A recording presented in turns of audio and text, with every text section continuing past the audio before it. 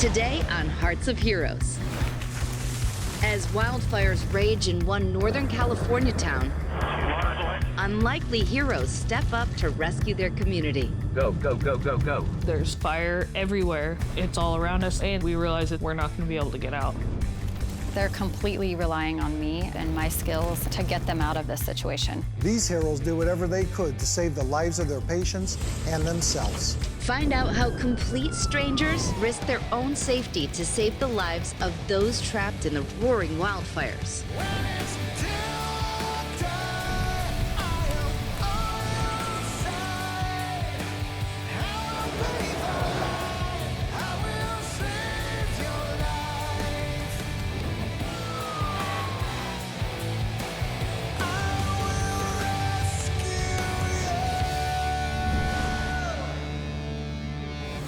Fueled by ferocious winds and really dry conditions, California's Camp Fire erupted quickly, but then moved even faster than anyone could have imagined, tearing through the picturesque town of Paradise.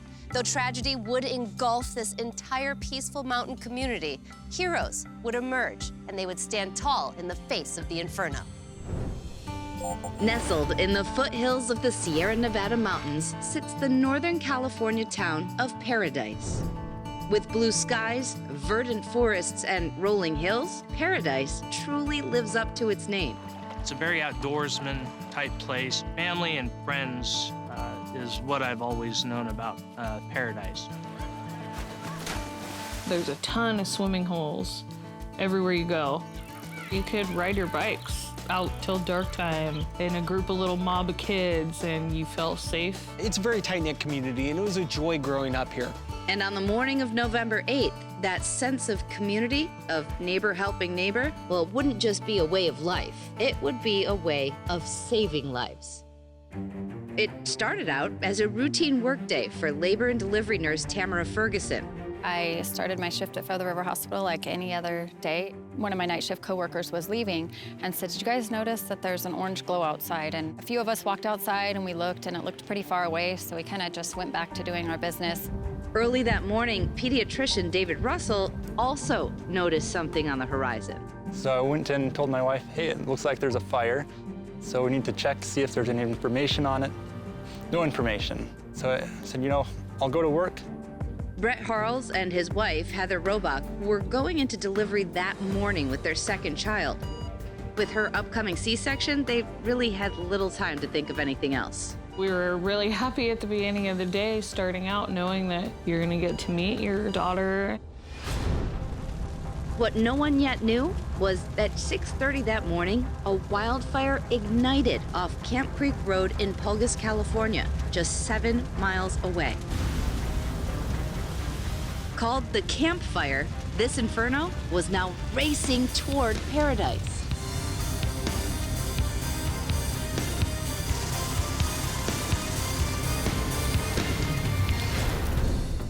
The campfire raged due to a number of factors. Long-term drought meant there was a highly combustible brush on the hillside. There was also low humidity and high winds. These dry winds not only stoked the flames, but they sent burning embers into the sky, and that caused additional spot fires to ignite. These high-risk factors made it extremely difficult for firefighters to contain the wildfire. In just an hour and a half, the campfire was literally right outside the doors of Feather River Hospital. We started to smell smoke in the hallway, and then somebody called overhead, code triage, code triage. My manager was at the desk, and I said, "Is this real? What's going on?" She said, "Yes, it's real. Go tell your patients, go get them ready." Holly was born at 8 o'clock, exactly. And then about probably 8 to 10 minutes after she was born, doctors were coming down the hallway saying that everyone's got to leave, we're evacuating the fires around the hospital. Oh. Then one of our administrators came running into the unit, just banging on doors, and everybody out, everybody out. They moved us out into the hallway. It was just sheer terror and panic. To make matters worse, Heather was unable to walk after just having had a C-section. So she was taken by gurney to the emergency room exit. There, she joined the rest of the patients and hospital personnel. The question now, how to safely evacuate all the patients from the hospital. Medical professionals are trained to handle emergency situations, but in this case, they really had to rely on quick thinking and instincts. I helped put patients into cars and ambulances, and police cars were driving up, and anywhere that we could put somebody, we put someone. They moved me from a gurney to a backboard and slid me on the bench seat where the paramedics usually sit. There was a sheriff who had said that they had room for 2 in their vehicle, and our nurse quickly said, right here, I have this baby and the father. We can get in the car and go with you. Once everyone was loaded, Dr. Russell jumped in his truck and followed the caravan out of the parking lot. But with the fire raging all around them, they soon ran into an even more frightening dilemma. I started driving, but soon ran into traffic, just bumper to bumper, which never happens in Paradise. Go, go, go, go, go. I looked out the back of the ambulance that I was in, and I just saw flames in front of me, just bright, bright flames all around me.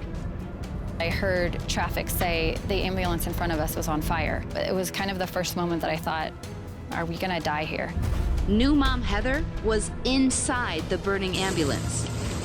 There's fire everywhere. It's all around us. There's nowhere for us to go, and the ambulance dies. And she starts it up again and revs the engine, and it dies again.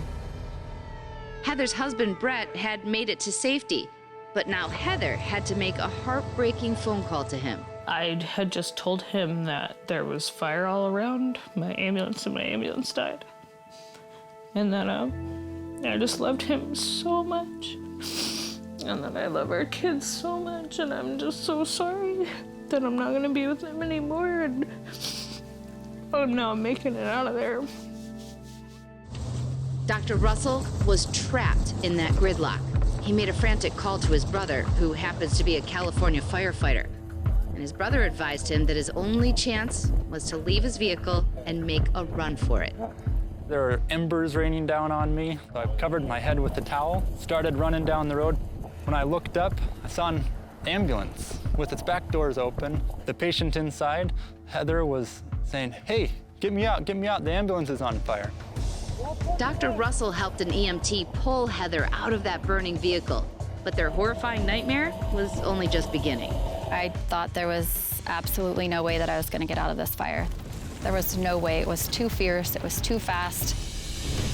Coming up, with their options quickly running out, the team from Feather River Hospital has to make some life or death decisions. And I said, okay, if I'm gonna die right here, I'm gonna do everything I can to protect these patients. But first, here's a tip on how you can be better prepared for a disaster. As wildfire seasons in many parts of the United States are seemingly getting longer, red flag warnings are often appearing more and more. A red flag warning means that if a fire sparks, conditions are just right for that blaze to burn fast and quick. If one goes up in your area, pay attention to the authorities in case an evacuation is necessary. Have a predetermined escape route and pay attention to the warning signs. That way you can do what you can to make your day just a little bit safer.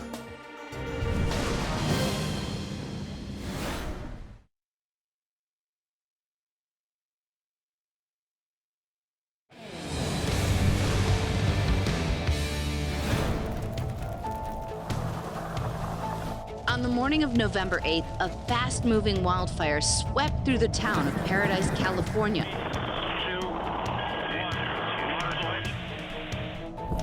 The campfire was chasing everybody out within an hour and a half. Getting hot. But while they were fighting to escape the fire, first responders were heading straight into the inferno. Unfortunately, this day, it was going to be historic for Paradise because the fire was spotting rapidly and it was moving over the top of Paradise. The people of Paradise were fighting to escape. But with the fast-moving firestorm, they had little time to do anything but jump in their cars and try to get to safety. Preparation is the key to surviving a natural disaster and can mean the difference between life and death. Go back, go back. With escape routes clogging, Officer Wilkie's main focus was to keep the roads clear for evacuation. I ended up driving in culverts and ditches in my patrol car, trying to get around traffic just to find out what was causing the traffic jams. Officer Wilkie's girlfriend Tamara and the rest of her group were still trapped in the blazing inferno. I said, okay, if I'm gonna die right here, I'm gonna do everything I can to protect these patients. Their only hope was to find refuge in a nearby house that was still standing.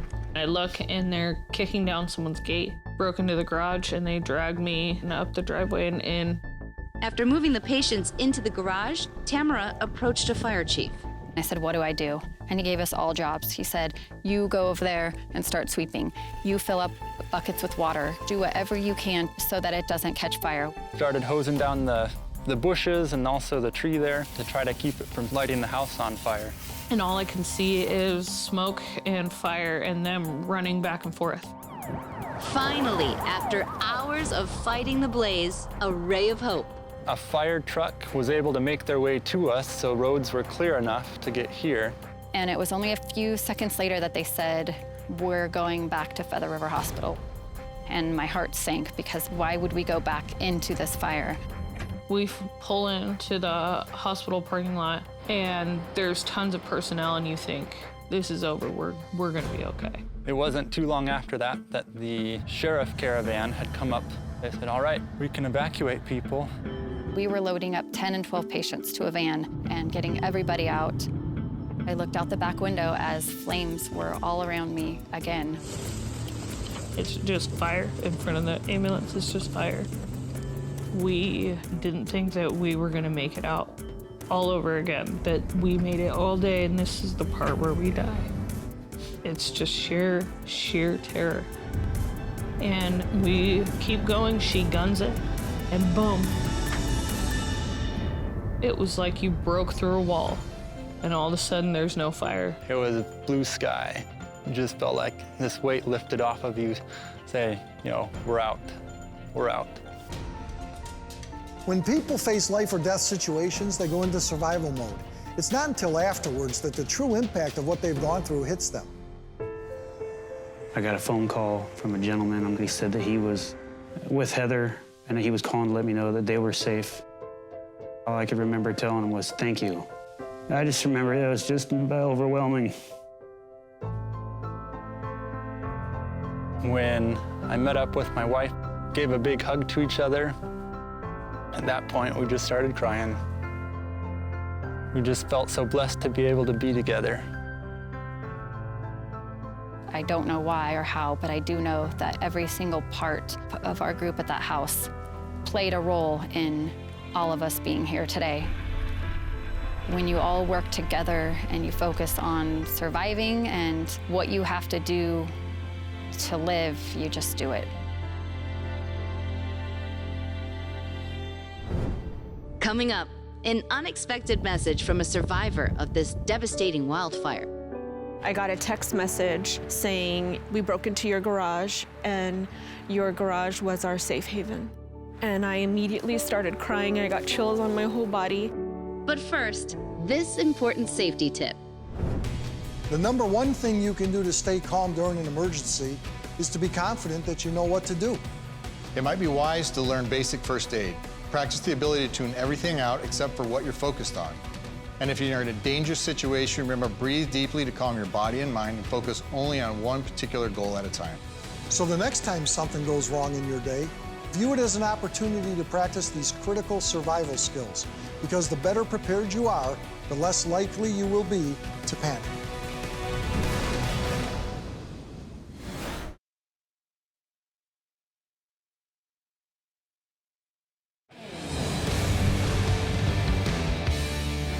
When wildfires break out, sparks can fiercely fly in all directions, often igniting everything in the fire's path. So it's no wonder that when the authorities call to evacuate, the public usually responds. But sometimes wildfires move so rapidly that they're difficult to outrun. Thankfully, our heroes are running in while others are running out. Tamara and the others from Feather River Hospital had survived the most harrowing experience of their lives. But through the smoke and ash, they found an inner strength and an incredible will to survive. I'm at Chloe Court. This is where moments I thought I was gonna die and where I also realized that I was gonna live. I watched as next door, this house was completely standing. I saw it catch fire, and I saw it burn. You can see how close it came to that house. I think that Paradise is going to stay strong as a community. I think that you could take a lot away from people, but you can't take away their spirit and their unitedness. And we're a really small community here that I feel is very strong and will rebuild. Desiree and Christopher Borden were able to escape the fire and made it to a nearby town, Chico. It wasn't until later that they learned how important their home had been in so many people's survival. I got a text message saying, "Is this your home?" And she sent me a picture of our mailbox with our last name on the top of it. And she said, "Your home saved our lives." And I wanted to thank you. And I immediately started crying. I got chills on my whole body because it doesn't matter what was in the home, that was our possessions. There's no possession worth more than those people's lives. The city of Paradise will forever be impacted by that fateful wildfire. But thanks to the true hearts of the heroes in that community, their amazing stories of survival will always be remembered. The heroic efforts of Tamara and her group saved the Borden's home, but not everyone was as lucky. So much of Paradise was devastated by the campfire. Our sponsor, Belfour, were some of the first people to assist in the recovery of Paradise. They immediately began with the Feather River Hospital. This is where the bulk of the fire damage to the hospital happened. The cardiology, neurology burned completely down. In order to start rebuilding, you have to get everything that's been damaged inside the hospital out. We're emptying all of their medical equipment, all of their biomedical equipment, IT equipment, their consumables, emptying all those out, cleaning them, and storing them in off-site locations. Anything that can be salvaged is sent to a special facility set up for cleaning and decontamination. Over here, we clean contents before it goes into the ozone using chemicals by hand. This is the ozone room. It deodorizes furniture, contents, and helps get rid of that smell from a fire damage. The most rewarding part of my job is seeing the look on people's faces when we restore their lives back to a little bit of normalcy from what it was. Coming up, an emotional reunion between the heroic survivors of the campfire.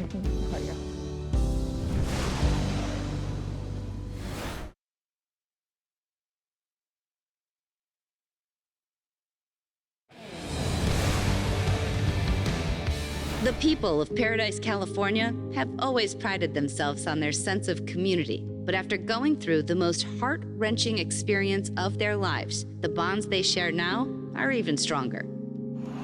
And those enduring connections are what give these heroes the resiliency and strength to move on and recover. Sheldon Yellen of Belfour brought Tamara, Dr. Russell, and Officer Wilkie back to Feather River Hospital to reflect on their experience. This is your hometown, and you've seen probably what is the worst that you've ever seen in this area. It is. How do you feel? I see definitely a different town that will never be the same. You know, it's just kind of taking it 1 week, 1 year at a time, so. You were able to bring hope to a family. You allowed the human spirit to come through and to help others in need. That's why I say that I don't feel like a hero, because we're not unique. Everybody was in this situation. Everybody did really heroic things. There's so many amazing people. We're all in this together, and I think that's somewhat comforting to have a group of people that are going through the same thing and understand what you're feeling. And what would you say to the first responders, given the opportunity? I thought I had respect for, you know, the first responders, what they do, but really going from a doctor to a firefighter for just a couple hours and that intensity, I just hats off to all of them. Prior to the fires here in Paradise, the community and the communities around here needed you. Now more than ever, the people of these communities need you. We're not going anywhere. And that is the definition of a hero. I leave knowing that the three of you are building the foundation for a better day in Paradise here.